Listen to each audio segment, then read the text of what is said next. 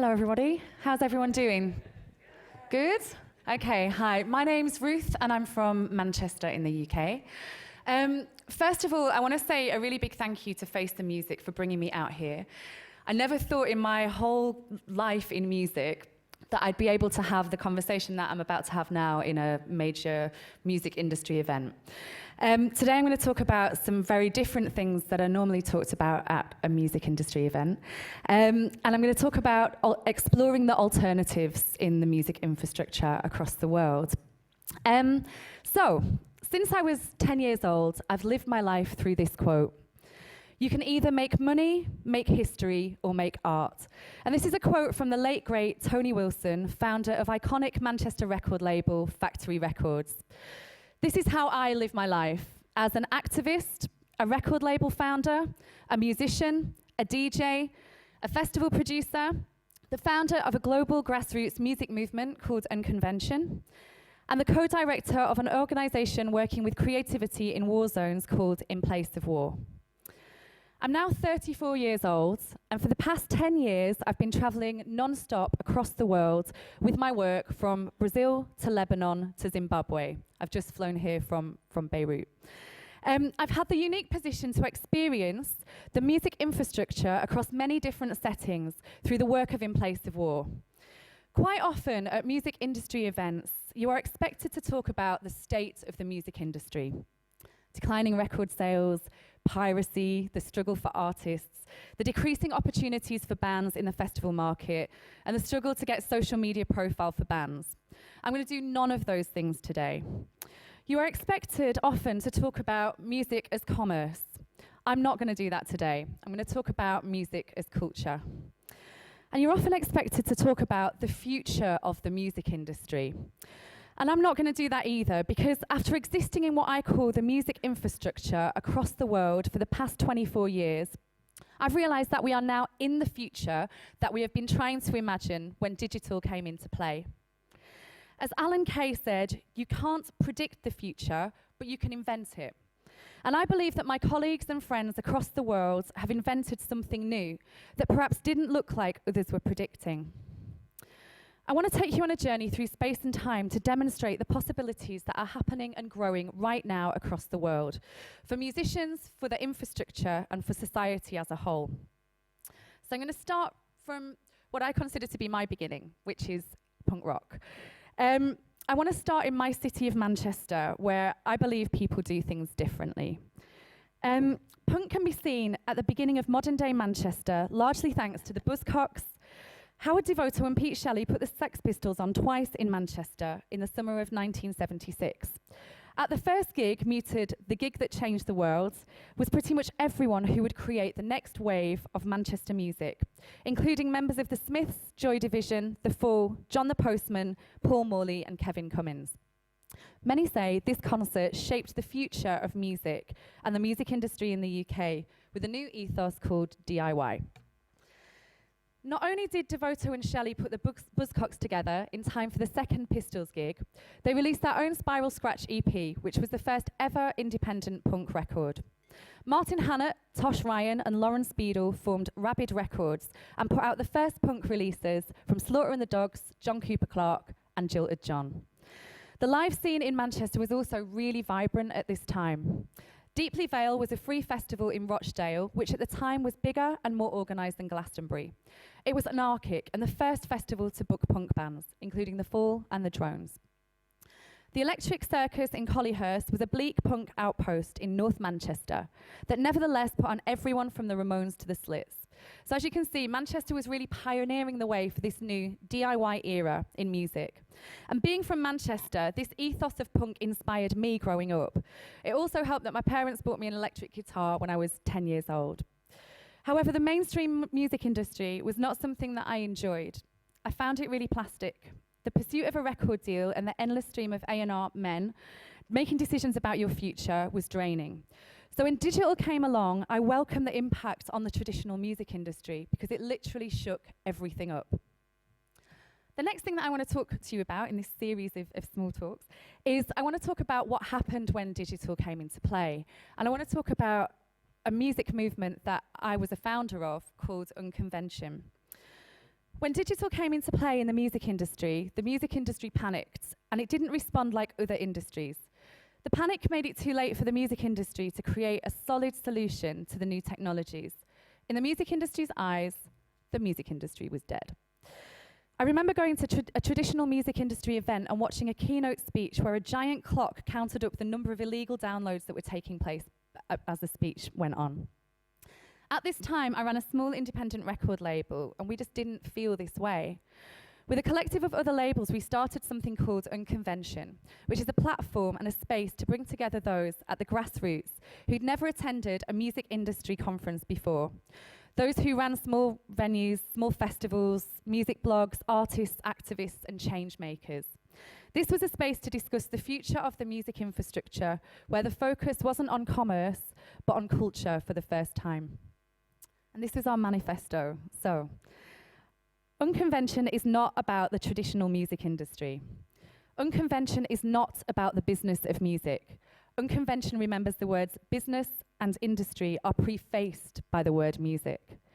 Unconvention celebrates music. Its purpose is to provide a platform for those of us who work at the grassroots. Unconvention understands the most interesting stuff happens on the margins. We don't mind the mainstream, we just don't find it relevant. Unconvention doesn't believe in do it yourself. We believe in do it together. And unconvention will always be unconventional. So this mentality was really new. Now it's not so new anymore, but at this time it was really new. Thinking and talking about music in the opposite way it had been discussed before. And this was attracting people who'd never been to a music industry event before. It felt exciting, like this was really the beginning of something new. Starting in Manchester, we took Unconvention to 25 countries and made a massive 70 editions of the programme.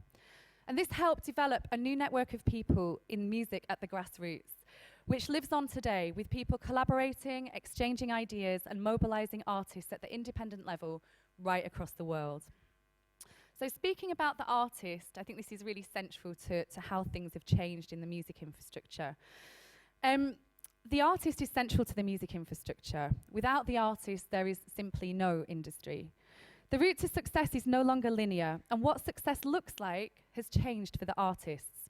I want to refer to a friend of mine. This is Ewok. He's a hip-hop artist from Durban in South Africa.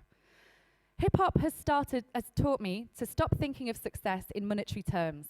My success has come from being recognized as an artist whose value is not measured in commercial consumer terms, but in real relationships and interactions that have advanced my personal growth and established my career.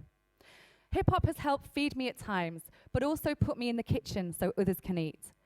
As I have grown older and become more politically aware, I have found avenues of activism that hip-hop culture has provided me with. I have been able to play a part in numerous solidarity actions and awareness campaigns that seek to serve and strengthen the social movements and civil society activities of various local and international organisations. I have done all of this by producing and performing as a rapper and a poet, by painting and designing as a graffiti artist, and by organising and activating as a hip-hop head. So that's Ewok. For me, I've encountered some of the most radical and innovative artists as I've travelled across the world.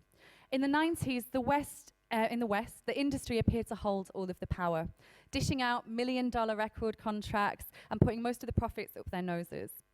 This rock and roll era for music was simply an illusion. The majority of musicians never saw any money from this glory period. Digital made it possible for musicians to fund how they make music in entirely different ways, and some would argue much more democratic ways. We've all probably heard the story of Amanda Palmer. She needed to raise $10,000 when her label said they couldn't fund the recording of her next album. She raised $1 million via a crowdfunding campaign. And for me, this example showed how important community is in supporting the artist and about the connection the artist has with this community and the way they communicate with them. So all of a sudden, the artist began to own that relationship with their audience. German band Simbis have mastered the art of global... Wow. Okay. Interesting.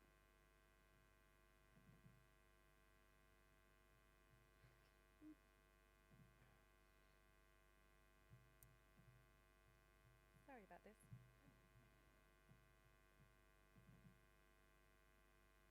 Okay. Sorry. I'm just going to quit this and start again.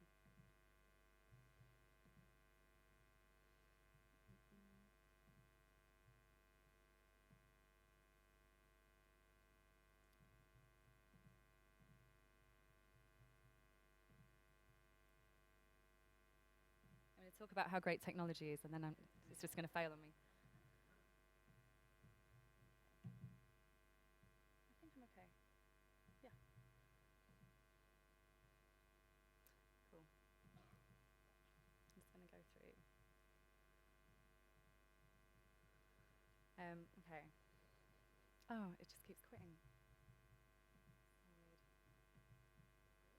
Not really. It just keeps quitting in the place that I really want it to start from. I'll just start from here, see how this goes. Sure. Sure. Okay, hopefully this will work this time. Okay, so I'm going to talk about German band Simbiz. Simbiz have mastered the art of global collaboration, working with vocalists and MCs from across the globe, often simply via digital technology to make their own brand of truly global sounds. This is so frustrating. I might have to do it without slides, which is such a shame.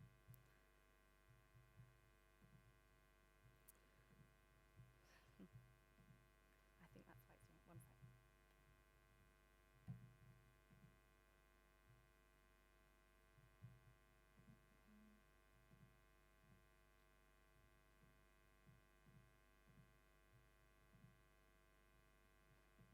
It's okay. I think I might have figured it out now. I think it's Outlook trying to close it.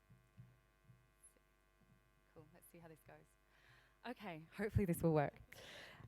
German band Simbiz have mastered the art of global collaboration, working with vocalists and MCs from across the globe, often simply via digital technology to make their own truly unique brand of global sounds. Buddy from the band says, with nothing but a laptop, a sound card, a microphone and headphones, one can produce music easily on an international basis. Collaboration across borders and continents is nowadays easily possible.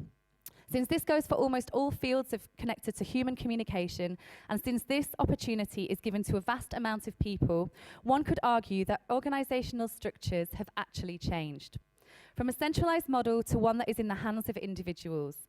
If this is possible, if we created a project that can pull this off, and if we are lucky enough to find like-minded people to support it, if we can get a positive response at concerts anywhere we go, if we always find people to collaborate with, may they be from Chitunguiza or Chicago, from whatever political or social backgrounds, if we can make new friends all over the world, and if we are always granted with incredible hospitality, just by being open-minded and taking the chance to go for it, then something is going very well here. Surely, a lot of atrocities are happening in and because of our globalized world. But this is the good side of globalization. Maybe living like this is not actually revolutionary. No. Neither is sitting on a central plaza in your own town. But if enough people do so, it may turn into something meaningful. Something that makes people aware. An awareness of enough people for the right things might actually already be the start of a revolution. So that's Buddy from Simbiz.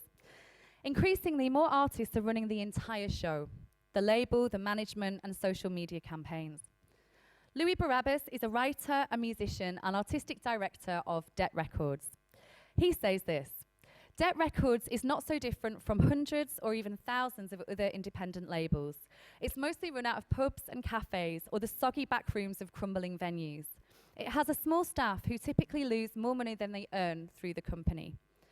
But while most labels are interested in groups, both the ones performing on the stage and the ones watching from the floor, at Det we are more interested in networks. Naturally, most of our promotional work happens online. That is pretty much a given these days. The more privileged sectors of the Western world are rapidly leaving behind the notion that the web is technology, and now see it as a basic human right. Indeed, the saying that civilization is 24 hours and 2 meals away from barbarism could perhaps be now updated to 2 hours in a Shoreditch wine bar without Wi-Fi. I certainly wouldn't describe us as a modern or cutting-edge company simply because we are taking advantage of online marketing tactics or gear our releases towards an emphasis on shareability. We do not view the internet lightly, though. There is a serious danger for all organizations that apply pre-internet promotional strategies to what is essentially a two-way membrane, a conversation even. Simply being loud and everywhere is not enough. One needs to be connected.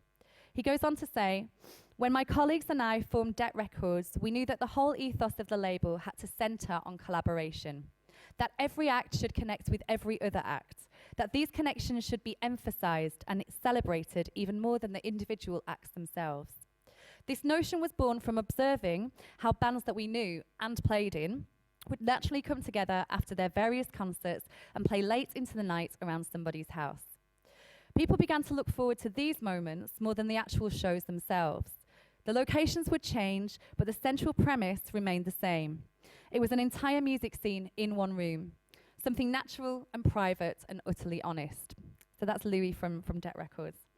Artists are also creating new spaces where music can emerge. Picky became interested in expressing his opinions on social problems from an early age through music. Born in Caracas, Venezuela, Picky is a musician, an urban artist, a social activist, a music producer, youth worker, and director. He's also the singer with the group Bituaya. In 2005, Picky, together with other artists in the city, came together to create a space to celebrate culture and promote social transformations. Together with other artists, he founded Tuna El Fuerte Cultural Park, located in the borough of El Val, Caracas, Venezuela. His work highlighted by the use of creative urban arts and alternative communication as powerful tools to strengthen youth and community social networks. It focused on the development of social participation to make deep, positive social changes and empowering the communities, especially the youth. Picky is an important figure among the various subcultures that make up the urban art movement in Caracas.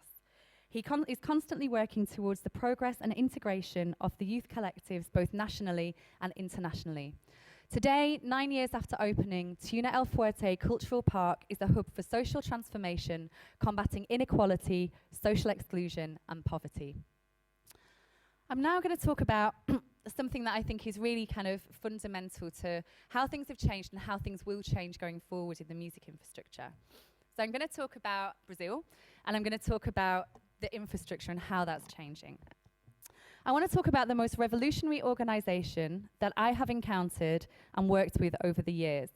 And that organization is called Fora do Eixo. 6 years ago in Brazil, much of the music activity took place only in Rio and Sao Paulo. We've got this nice map here, so you can see that Rio and Sao Paulo is in one side, and they're actually closer together than on this. 4 students based in the city of Cuiabá, which is central Brazil, sort of up in the middle, decided that they wanted to make more music activity take place in their city and out of the axis of Rio and Sao Paulo. They started humbly by setting up a music rehearsal room and recording studio. Bands would come in and use the facilities, but they quickly realized bands don't have a lot of money. I'm sure a lot of you will relate to that. Now I'm going to do a small lesson around economics, so just bear with me for this part. If the studio costs, say, $100 per day, they would charge just $50. But what they would do cleverly is write down all the money that was owed to them. After a while, they realized they were owed lots of money and it was impossible for bands to pay them back in cash. So they started to ask bands to do other things: build a website, run the bar in a venue, take photographs at a gig, and so on. This started to create a real vibrant infrastructure across Cuiabá. Gigs started to take place almost every night, and this brought actual money into the organization as people were paying to attend the concerts. Then, as the scene became really vibrant, a local restaurant asked to sponsor the shows. The organization said no. Give us half in cash, half the sponsorship in cash, and let our bands eat in your restaurant for free. So organically what they did was create an exchange system in the city of Cuiabá. And once this was working and vibrant, they literally got into cars and drove from one city to the next to set up this collective exchange system. So what does this look like today? Well, it's pretty amazing. So the organization called Fora do Eixo is based in 200 cities across Brazil. It has 2,000 staff, and people live, work, eat, and make culture together in casas or houses based across Brazil.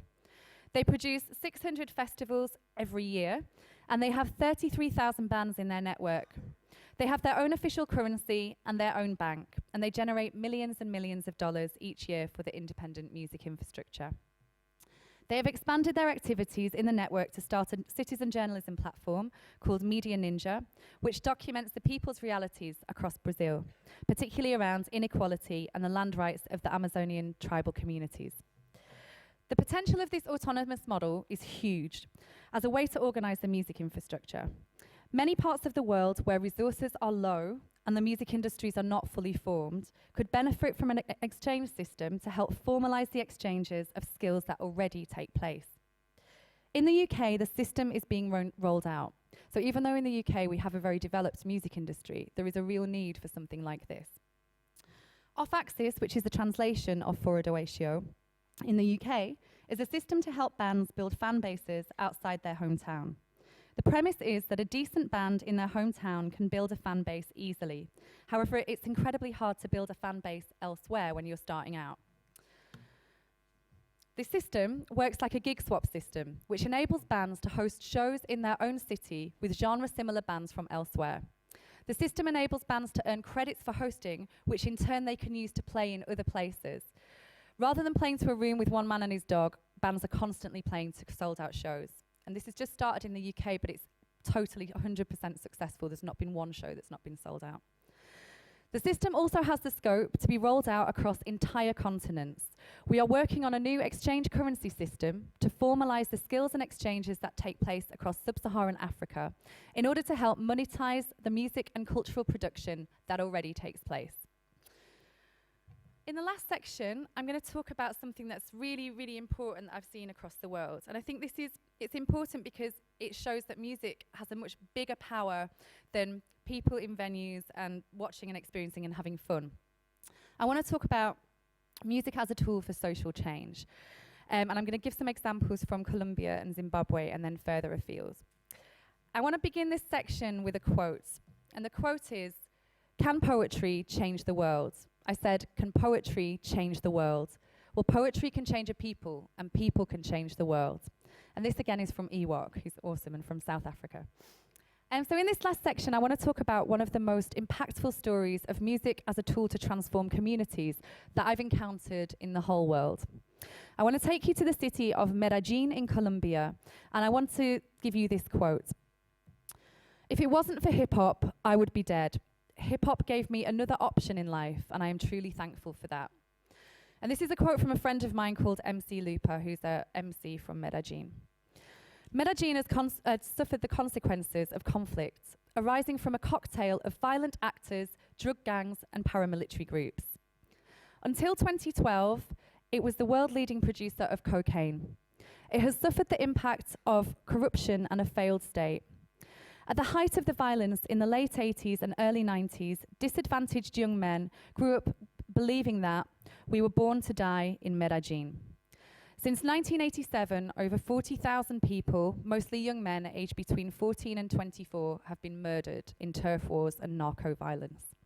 Inspired by the political hip-hop movement in New York in the 1970s, young people in Medellin decided to make their own alternative to their daily reality of violence and death. Using cardboard boxes to practice breakdancing moves, young people began to transform the streets consumed with violence.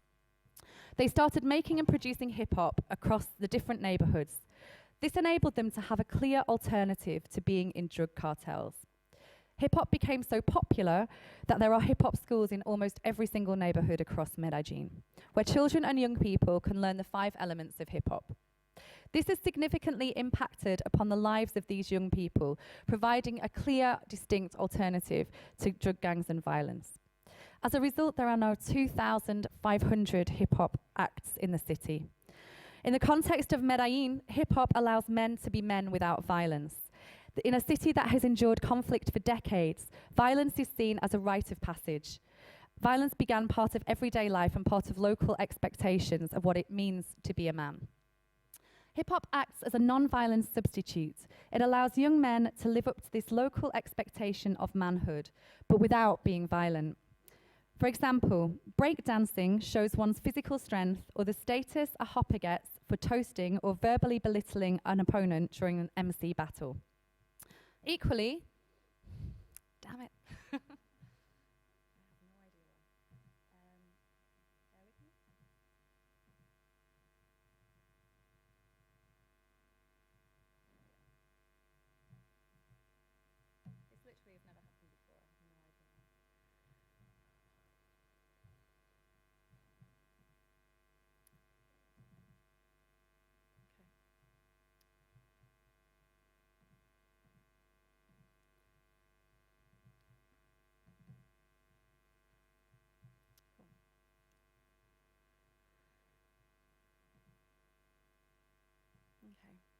Equally, being known as the best graffiti artist or making money from your shows can show how hip-hop can provide an alternative to the mainstream alternative route for men.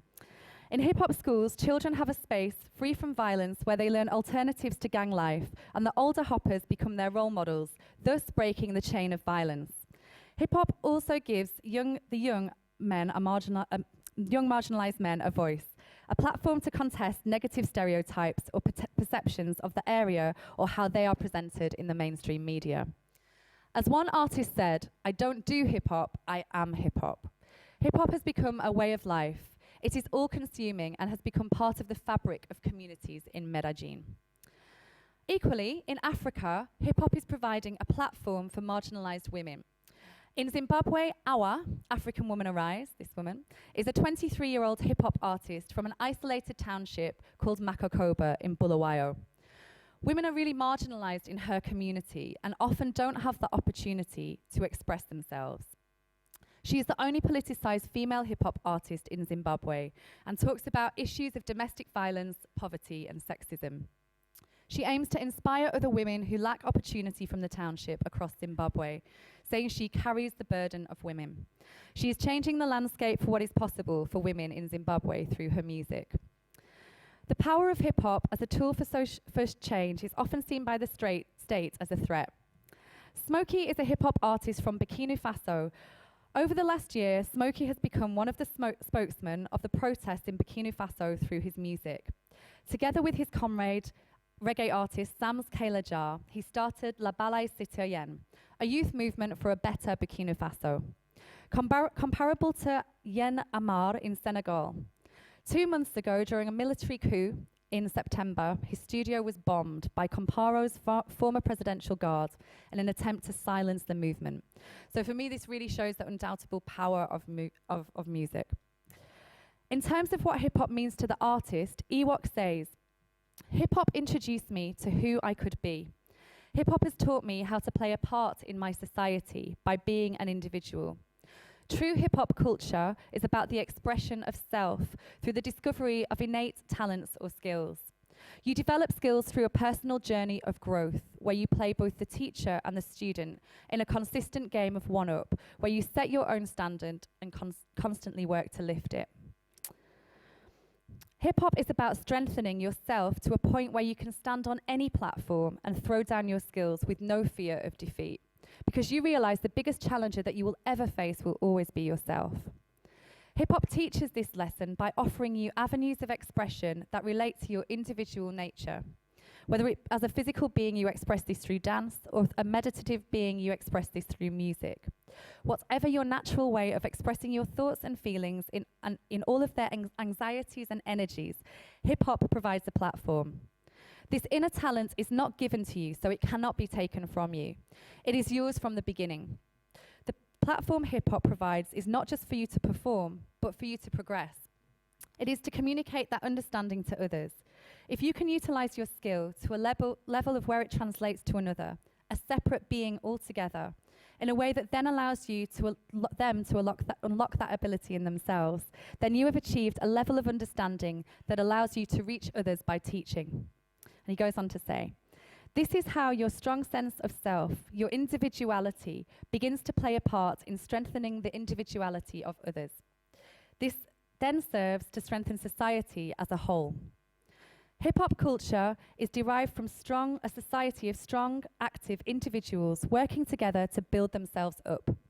Real hip-hop is about education, about developing skills and abilities in yourself that enable others to access their own. He goes on to say, as our society continues to fracture itself along lines of entrenched inequality, engendered mainly by a monetary system of uneven wealth distribution, balance becomes an all-important aspect of maintaining our revolutionary journey. Finding our balance in the spiral of social upheaval that is picking up pace will come down to our sense of social cohesion and of our connectedness to one another and the natural order. Life exists in a cycle, a series of revolutions, of returns and departures. Hip-hop culture is built on similar circles. It is the rhyme ciphers. It is in the break loops. It is in the turning of tables. Our world is locked into a linear path of unsustainable resource extraction and wealth acquisition. Any education that teaches and trains a different way of being free to be me and only so that we can be free, any education that teaches about cycles and revolving evolution is an education that will lead the way forward. My revolution is a return to my humanity and to respect for the humanity of others. So that's Ewok from South Africa. For me, the greater power of hip-hop is present at Shoko International Hip-Hop Festival, organised by young activists in Zimbabwe from an organisation called Magamba. The tagline of the organisation is, "Our word is our weapon." In Zimbabwe, where just talking about politics or criticising the government can result in being tortured or disappeared, Shoko opens up a space for thousands of Zimbabweans to come to watch politicised hip-hop performed. Artists are able to question and provoke through their words and music. So these are all a few examples of some of the grassroots global innovations across the world. It's worth noting that many of these innovations are being led by women in what is a male-dominated industry. The power that we have at the grassroots and independent level is our networks. Those connections we have that enable us to create more music, mobilize our artists, and make more change with our art. So, why is this talk and these ideas relevant to you here in Australia? There is a huge potential in an increasingly globalized and connected world where culture is becoming gradually homogenized. To look outside for ideas and inspiration in terms of culture and sound. The mainstream currently offers limited choices to consume diverse cultural expressions, yet people are increasingly craving new cultural experiences. The popularity of travel to less touristic destinations, the consumption of artisan products, or local independent venues highlights this. The human needs to feel, to experience, to be stimulated and to reflect. And this drives the rejection of a packaged one-size-fits-all culture. However, globalization and its effects on culture are not entirely negative. Thanks to this increasingly connected world, I am standing here today telling you all of these stories. Hip-hop is an important example of this. It is both global and local. From Colombia to Serbia, to Zimbabwe to Korea, hip-hop has a global reach with a local sound. It is appropriated by local communities manifesting across the world in diverse ways to reflect the realities that it represents. This is not what only makes it powerful, but all interesting. Learning from those who innovate because they have to, because they have limited resources, because they suffer oppression or conflict, or they don't want the next generation to go through what they went through, is invaluable. So we can see how we can borrow from them, be inspired by them, or support them to make our world a better place. Born into a neoliberal, individualist, consumerist society, where value and success is narrowly defined in monetary terms, the people I have met over the past 10 years have completely changed my vision of the world and the capacity of ordinary people to make significant change. That to me is the power and value of culture and the role globalization can play in developing culture. I believe the best music is unfunded. It is made with very few resources. It's made because people in their darkest hours of conflict, oppression, and desperation have to make it. It's made because it has to mean something, because it has to provoke. And I want to finish with what I think music is. So, music has an ability, unlike any other, to make change, politically, socially, and expressively. It helps build identity. It brings communities together. It helps give freedom of expression. It brings excitement. It is the foundation to bring thousands of people to rainy fields or sun-drenched beaches to watch it performed. It is vogue, it is edgy, and it brings hope to where there is nothing. Damn it. It ends wars. It's feared by dictators who sometimes try to stop it, censor it, or destroy it. It is punk, and it breaks all of the rules, and it is all of us. Thank you very much.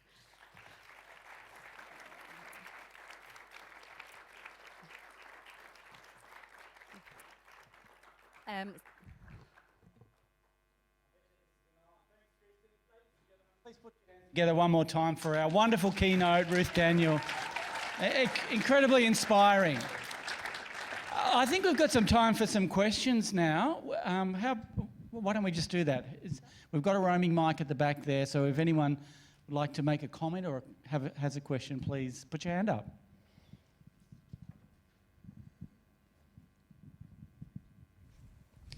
Thanks, Ruth. That was really good. I actually really like the pictures in the slideshow. Yeah, I just want to say thank you to Tash Wilcox for illustrating that talk for me. She did a really nice job. I just had a question, actually.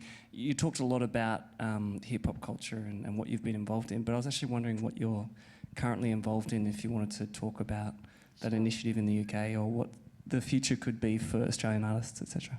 Yeah, sure. I mean, I'm involved in lots and lots of different initiatives right across the world with music.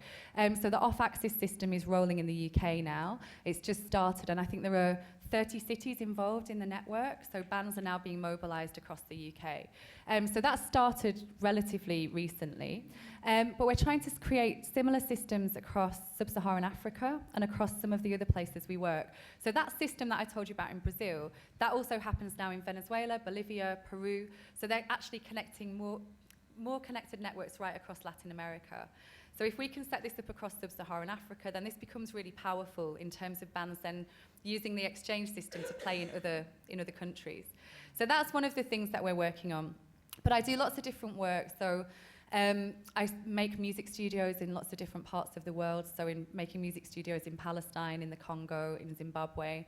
And we also have kind of alternative music and education programs that we run right across the world to help give people skills around music and the creative industries. And one of the most important things that we do through all of this work is about mobilising artists.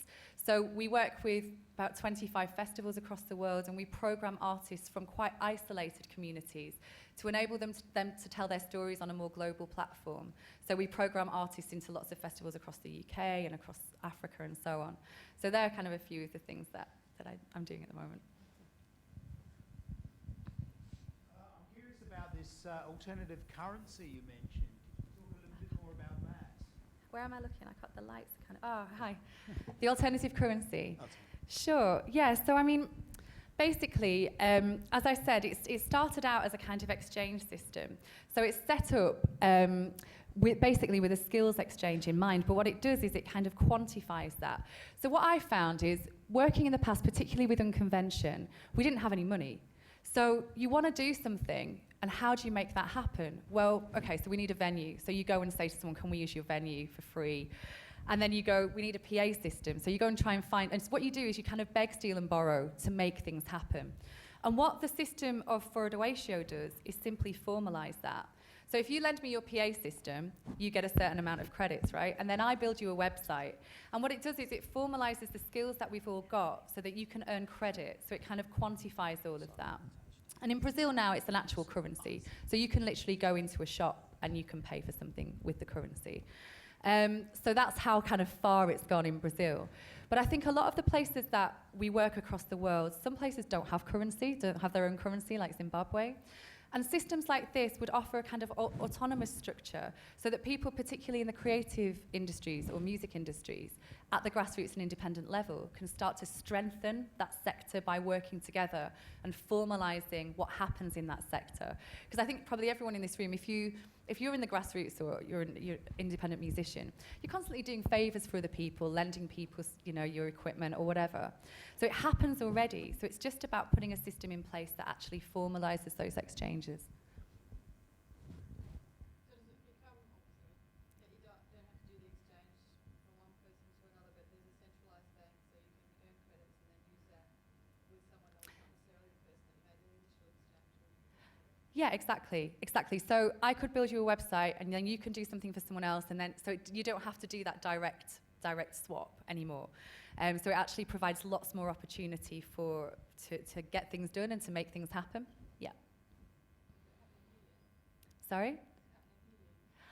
I don't believe that it's happening in Australia, but I've told you all about it. So if anyone here wants me to connect you with the people involved in the organisation in Brazil, then I'd be more than happy to do that, and also the systems that we have in the UK and so on. And I've got a document as well that explains it in so much more detail than I've just explained it. So it actually explains the economics of it and how it all works. So if anybody wants that, just email me and I'll send it to you. Why are some of the bigger bands in Brazil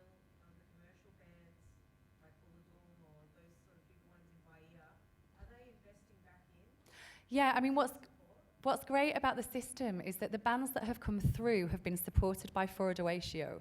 So I tell this story about one of the biggest bands in Brazil at the moment is Criollo, a hip-hop act.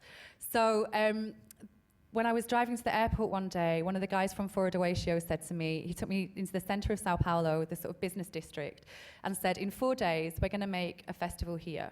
We don't have permission, we don't have any money, we're just going to make it happen, and we're going to have the biggest hip-hop acts in Brazil performing. And I was like, okay. Okay, so I got on the plane, and then 4 days later, there it was. And I've got a video somewhere, again, I can send it to you. And it's a bird's eye view from a building of what happened. And it's crazy. It's 30,000 people in the center of Sao Paulo. It's the biggest bands like Criollo, Emicida, performing. And they did it all with no money, and they did it all with the fire and the energy within the system. And to answer your question, a band like Criollo play huge concerts. You know, they're one of the biggest bands.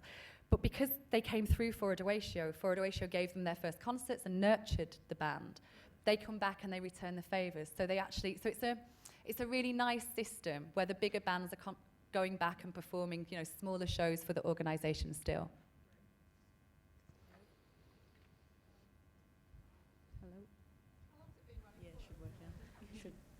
So it's, I think this year in December is the 10th year anniversary of Fora do Eixo.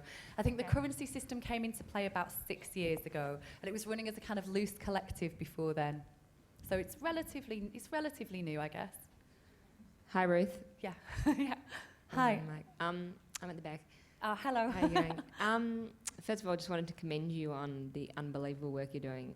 I'm a little bit in awe of your kind of just productivity and enthusiasm, so yeah. Thank you so much. But I wanted to ask you, a lot of the examples you've been giving have been in developing countries. Mm-hmm. And I'm interested to know, for musicians perhaps who are a little bit more privileged with, you know, opportunity and resources, like in Australia, for example, how can we perhaps partner with musicians in developing countries, or do you have any ideas or models or strategies for how we might be able to engage? Sure. Yeah. Well, I mean, I think one of the missed opportunities that there are for musicians here, I guess when you think about playing outside of Australia, you might think of certain areas might be good to tour. I don't know. Maybe it's America, maybe it's the UK, wherever. But if you guys wanted to do a gig in Brazil and you worked with the guys here, they could literally sort you out a 50-date tour across Brazil like that. And people just don't know about this. I guess it just feels impossible to go to some of those places, but it's completely viable. And I think for me, it's about networks, and it's about kind of finding opportunities for bands. There are amazing bands across the world that I've encountered, and often they sort of stay in their country and they perform, and they're quite famous in their own country. I think opportunities for collaboration and exchange are really important, both for musicians to develop themselves and to that cultural exchange and all of that good stuff that goes with it. And so I think plugging into these networks is really crucial in terms of finding new opportunities for Australian musicians and also bringing in new ideas, new culture, and so on. And it's quite easy to connect with what's happening. You know, I think after this, I'd love to take an Australian hip-hop artist to some of the projects that we do in Zimbabwe or the Congo, and to start these kind of cultural exchanges happening. So yeah, I think there's lots of opportunities, and like I said, it's not just Brazil now, it's across Latin America, it's across the UK, and if it was to start here, if some sort of system like this was to start here, then obviously that could plug in to everything else. So yeah. Anybody else? You're all very quiet. Would you argue that the music industry is being run by the wrong people? In the sense that they're people who are... Probably quite a lot of people in this room who might offend. Like in the sense that the people are perhaps more interested in money than community? I mean, yeah, I do. I think in the past, yes. I think it was lots of people who were from very wealthy backgrounds, who had access to lots of money, who thought they were great and stood in rooms and stood at the back of rooms and decided whether or not they were going to give someone a record deal. And, you know, I think things have changed a lot now. I find that a lot of the young people, particularly the people who use technology in their work, are quite cool and they're quite interesting in the way they work. They're trying to think about the artist in the core of what they do. The people that I work with are awesome. And I think, you know, you're talking about people that are making change, that are developing musicians in ways that are compassionate. rather than exploitative, where the artist is central to everything that happens. And so I think things are changing. And I think where money isn't the focus, where you're thinking as a musician or somebody involved in the industry that a great outcome would be to just make a living from what you do. I think that if you think about it in those terms, then you're going to have a great kind of future. It's when you start thinking, I want to be playing a stadium, I want to be, earning millions of dollars, I want my music to be all over adverts and so on, that I think you're actually it's quite a crazy perspective to have. So I think things are changing in answer to your question, and I hope that one of the things I've seen from being in music since I was 10 to now is there's lots of men in the music industry, and people are actively working to change that in the UK.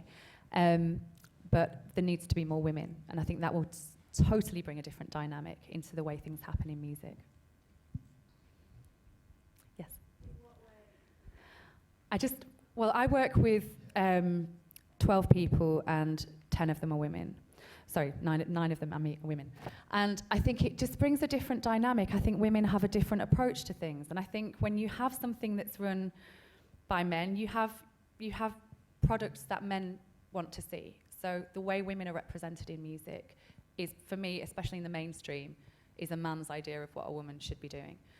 And I think that when you have more women involved, perhaps that will change, and women will be allowed to be women in the way they want to be, not in the way that men have this weird idea. So I think that's it for me. Yeah. I currently live and sort of do community advocacy in probably what would be arguably Australia's home of punk. One of the things I've noticed is we've got a highly gentrified and highly nanny-stated sort of community, and the ability to do DIY. For example, I think to participate in our community festival would maybe cost you a minimum of $10,000 to $20,000 to get yourself a stage or something like that. Wow. You've got to go through all the hoops of all the, all these sort of, it's nanny state. So trying to get people to do DIY, they're more scared of the impacts of that. Like if you tried to get bands or venues or something to do DIY in St Kilda, for example, they're all terrified of what's going to happen to them, the liquor licensing or planning, or somebody's going to come down and kick them in the arse for it later. If you do something, say for example you thought, let's go and take over this park and do a gig for the day, you just piss everyone off. Right. Like it's just, and it's just really, you start to think, I'm really struggling with it because I really like that DIY sort of mentality, but you just feel so locked in. You're either going to get fined, arrested, or you're going to piss people off. You're not going to actually help your cause, and it's quite difficult to sort of understand how you can have that DIY in this conservative sort of current environment. It's really interesting. Yeah. I mean, I think it feels comfortable here in Australia. I think most people are quite comfortable. I was talking about this with a friend the other day, and I think I think it's dangerous to be comfortable. I think it's good if you're just a little bit uncomfortable. It means you keep fighting and pushing things and changing things. So I can see that the battle could be quite hard. I mean, I just think it's about finding other like-minded people and making something, and even if it's just like 4 of you, like it was 4 people that started Forward Oatio, 4, and they managed to galvanise so many people. They reach millions of people in the country now with what they do.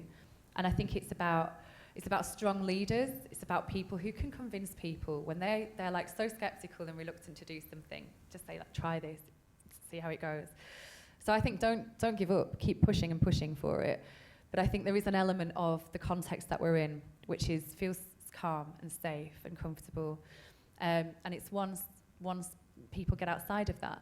But it might be that the projects happen with people who aren't comfortable, or the work that you do and the music that happens, or the scene that you're creating. It might be about looking to a different group. So people who are uncomfortable and probably producing the best music anyway. Hello. Hello.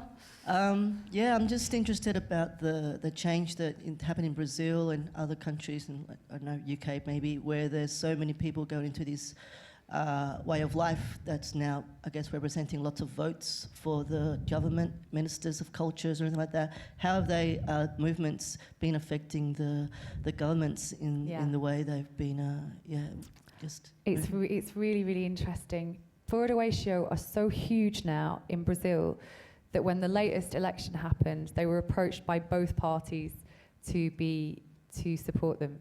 And they have this great citizen journalism platform, and they became very politicized. So the World Cup happened in Brazil, and they were on the streets protesting and documenting those protests, and they became really more involved in politics. The music kind of took a back seat because they were in a very important moment. They have the Olympics next year, and they had the World Cup last year, and I was out there with them involved in those protests in Brazil, and it was fascinating. So yeah, they have worked with the government. They decided which side they wanted to support, and they went on the actual campaign. They went on the road with the candidates. So they have a lot of power, and I think that they have to be careful about that, because as an organisation that's quite grassroots, as soon as you align yourself with a political party, that can become quite dangerous, and you can potentially lose a lot of support. But now they're working with the government to produce really amazing events across Brazil, and working with the government on the issues that matter to them, particularly around land rights for some of the Amazonian communities and so on. So yeah, they have that much power that they have been able to actually influence politics.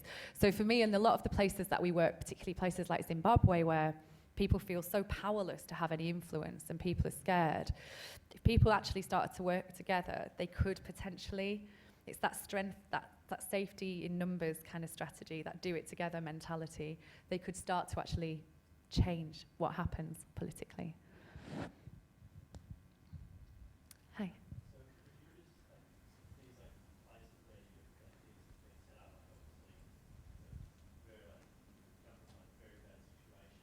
Mm-hmm.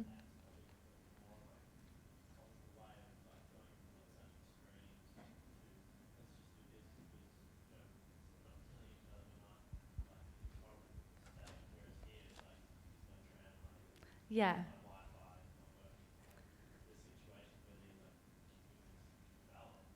Yeah.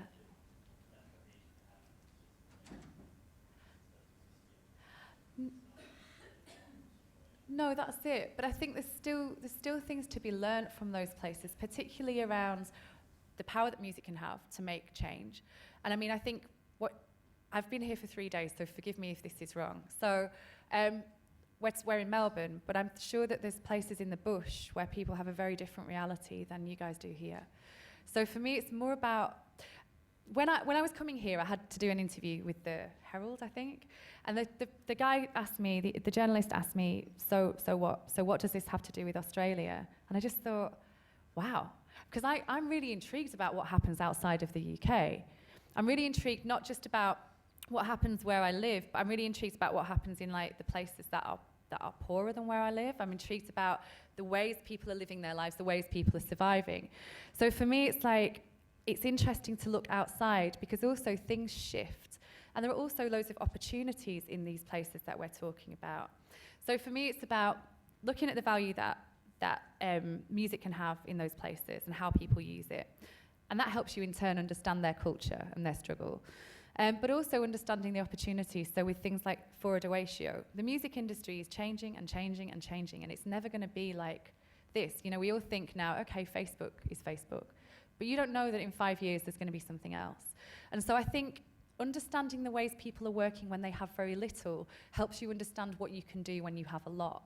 And if you can then say, we're going to learn from this system here, we're going to learn from this example, and we're maybe going to bring elements of it here to support some of the things here that are challenges to us, then I think that's really positive. Hopefully that answers your question. Ruth, Hi. My head's just swimming and my heart's alive, and I just feel so blown away by everything you've shared, like the possibilities and the magic that can happen. Thank you so much. But I want to ask a really little question. What sort of music do you DJ? Oh, okay, yeah. Okay, so I DJ, right. Basically what happened with the DJ thing, I like to really push myself, and I woke up one day in Kathmandu, and my sister's a proper DJ, and I thought I could do that. I was listening to some tunes, and I just thought, how hard can it possibly be? So then all of a sudden on Facebook, I got this message from this guy saying, do you want to come to my gig tonight? And I thought, okay, I'll just tell him I'm a DJ from Manchester, and I was writing it. I'm a famous DJ from Manchester, can I come and DJ in your club? And he said yes, at your gig. When I got to the gig, it wasn't a gig, it was his club, and it was a huge club, and it was all announced everywhere that I was a famous DJ from Manchester. And I did it, and everyone was like, that was awesome. So then I was like, okay, I'm going to go back to the UK and say I DJ'd there and say I'm really famous there. And I did this. I ended up headlining Glastonbury, okay? So, so what do I DJ? So I basically, all around the world, I go, I like house music, I like dance music, I like electronic music. So I DJ what you I guess you'd call kind of like South African house, ghetto-based music, so things like Baraka Som Sistema, the band that I talked about before, Simbiz, they're my favourite band in the world. Just a mixture of like global sounds, but stuff that's really danceable. So yeah, that's it. And maybe I'll DJ here. I kind of DJ everywhere I go, so maybe find a bar and do it. I think I'm done now. Yeah. I'll be around if people want to come and chat to me. So thank you so much for being a great audience. Thank you very much.